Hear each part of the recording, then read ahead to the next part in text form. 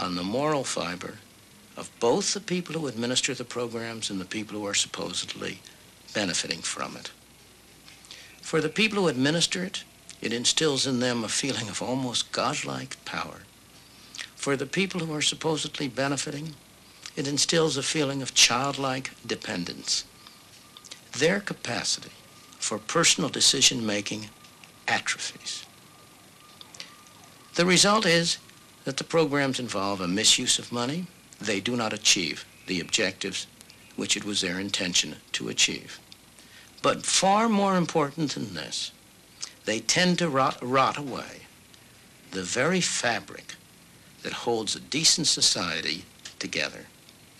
If you think that's overstating the case, look what HEW found when it made a special investigation into the spending of the vast funds it administers. We just got the plan from the Public Health Service on reducing unnecessary beds. In these reels of tape that record every payment made, every recipient, they found evidence that a staggering $7.5 billion had been lost by fraud, waste, and abuse in 1 year.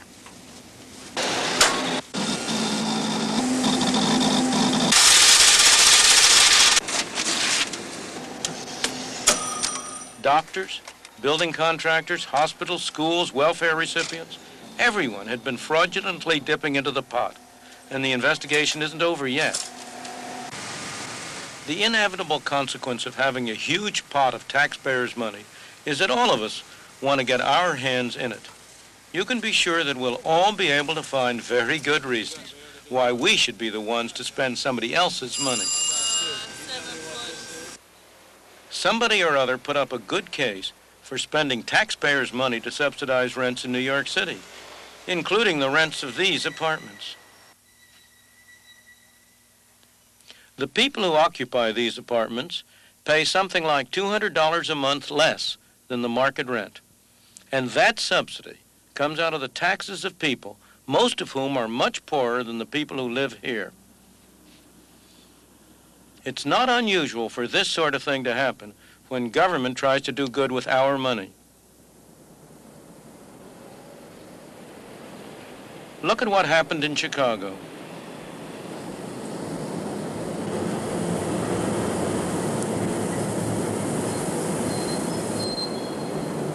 For most visitors, the immediate impression is of a rich, prosperous, bustling city.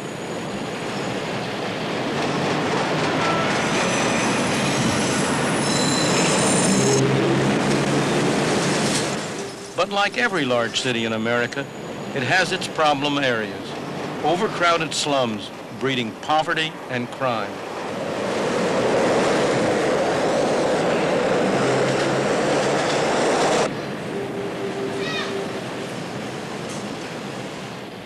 After World War II, one such area developed in Hyde Park. In the 50s, plans were drawn up to pull down large areas of slum building and to rebuild using government funds under an urban renewal program. It was to be a show project, replacing a blighted area with an integrated community. Who controlled the spending of that government money? It was, in fact, my own University of Chicago, which felt its very existence threatened by the spread of urban blight and crime. Government money was used to tear down an area that contained many small shops, as well as families of low income. Once the area was cleared, private money rebuilt it with middle-class apartments, townhouses, and shopping complexes. The blight had been cleared here, but only to be shifted elsewhere. In many instances, when government administers large grants, a lot of those funds don't wind up directly serving the people and achieving the objectives that were the intent of the programs, because the grant has to feed that large government bureaucracy. Joe Gardner helped to set up an organization of local black people to protect their own interests. Previously, the blacks had rioted in the streets to try to get their way. Now it was to be done peacefully using government money. When government funds became available, the Woodlawn organization got control. They used them to build the kind of houses they wanted, low-rise apartments like these. The bureaucrats, planners, and architects told them that it was uneconomical, that only high-rise blocks would work. They were wrong. A lot of people have this view that the disadvantaged, if you will, have no idea of what their problems are and how to resolve them, that it takes outside professionals to do that.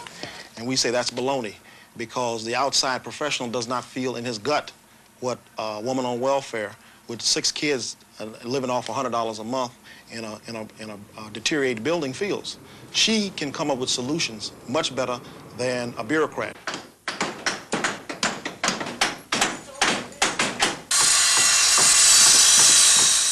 The intentions of this local community group are good. They want to rebuild the community as the community wants. I said, are you pretty pleased with the work we're doing? Yes, I am very pleased with it. But government money always corrupts. Look at the number of people rebuilding this garage.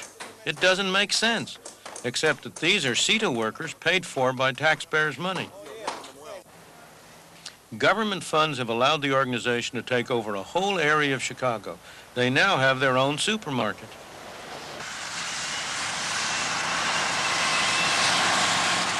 They've built splendid houses for middle-class occupiers, very expensive, protected by the latest security systems, all at the taxpayers' expense.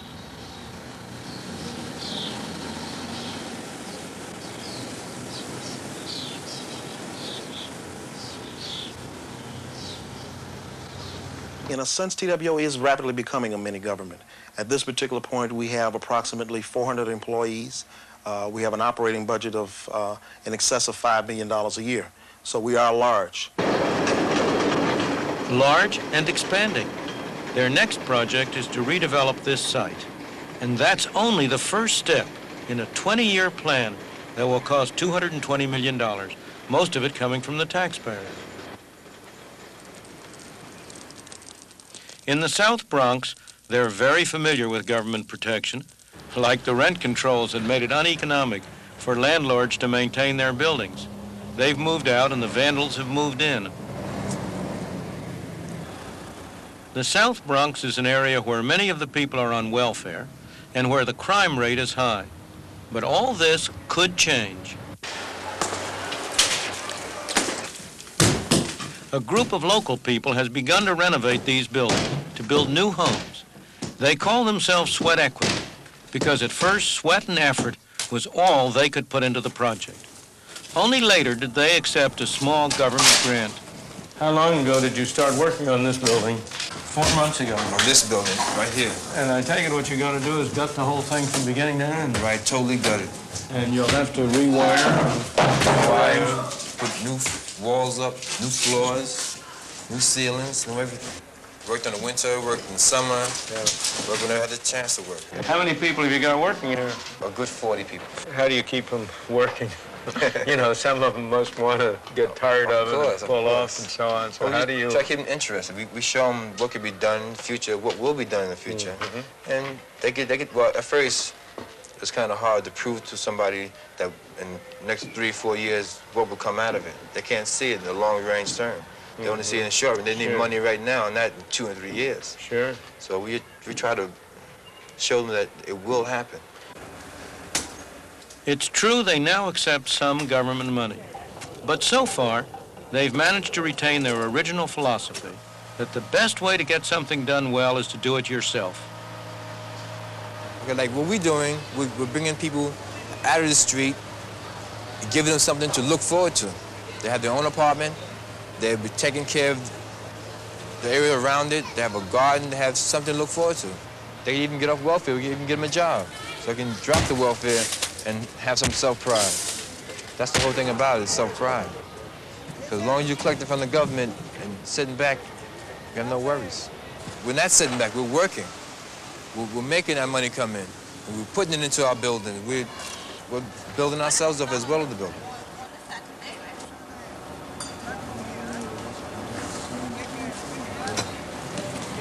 Some of these people are CETA workers, paid for by the taxpayer. But this isn't as useful as it might appear. You ask these fellows, which would they rather have, the CETA workers or the money that's being paid to the CETA workers? Which would you rather have? The money paid to the CETA. That's your answer? But that's very expensive help in terms of what these people could use with the money. You give these people the amount of money you're paying to that seat of workers, and I'll bet they'll have twice as much, 3 times as much work out of it. Am I wrong? You're right. You're right. Exactly So right. that's a very inefficient way to use that money. The problem is you've got a bureaucracy, and the government bureaucrats, they want to decide what to do. They don't want to let you decide what Exactly. to do. Ask yourself, how did this place get built up in the first place? After all, this was a pretty respectable, solid, substantial region when it was first developed.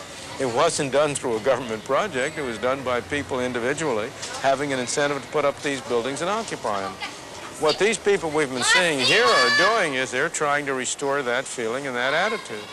You'll have a far healthier community here if it grows out of the self-help of people like the people we've been talking to than if it's a paternalistic venture undertaken by governmental civil servants and bureaucrats who have to plan on a large scale for other people. We must find a way to give everyone caught in the welfare trap the kind of initiative these people have.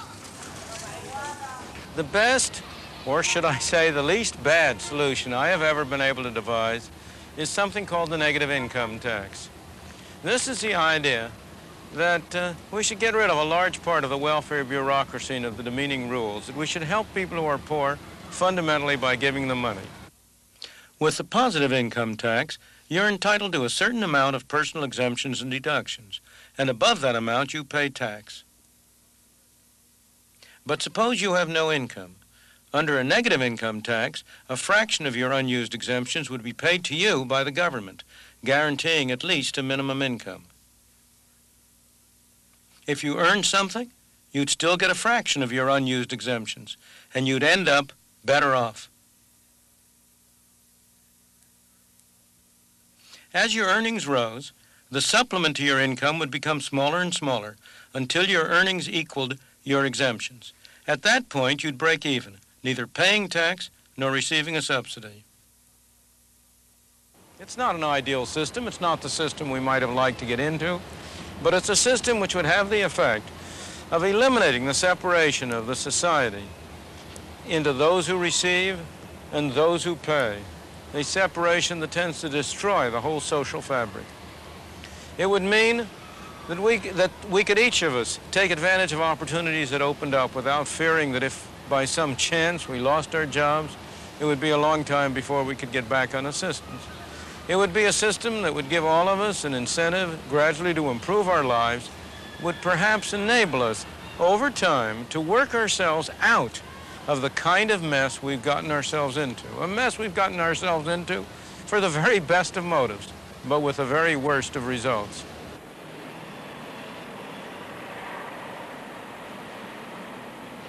We have become increasingly dependent on government. We have surrendered power to government. Nobody has taken it from us. It's our doing. The results? Monumental government spending. Much of it wasted. Little of it going to the people whom we would like to see helped. Burdensome taxes. High inflation. A welfare system under which neither those who receive help nor those who pay for it are satisfied. Trying to do good with other people's money simply has not worked.